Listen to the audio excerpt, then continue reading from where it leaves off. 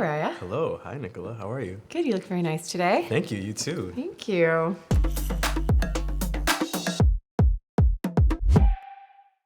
What challenges do you think season 2 brings to your role? I actually have more tech jargon this season. That's the hardest part. So what do we know about Blue? You got an address? Better. I can give you zoos. In episode 2, I had to talk about how somebody had hacked in using a 0-day exploit and then like stole a bunch of stuff and put it on the dark web using a VPN.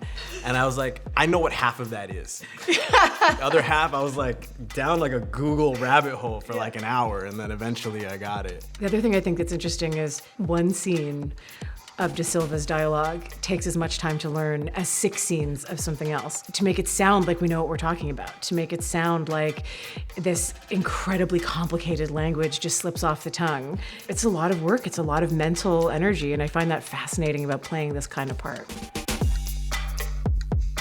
Oh, there's 2 I can think of off the top of my head. So one thing that's really amazing about this season is we've got some incredible, like big Canadian celebrities, like people that I really admire. No spoilers, but like a really big Canadian rock star who I love. And then we had a comedian that I really admire. And there's something so epic about seeing your Canadian heroes, not just on the show, but like I'm looking at this person that I've admired and watched their work for so many years. Then they're lying on my slab. What about you? I like the sort of insight and like peek into neighborhoods that you wouldn't necessarily always get to necessarily peek behind the curtains into. So that part is really exciting, like going into some of these like bridle path adjacent homes and kind of seeing. The bridle path? I'm not there all the time, you know, surprisingly.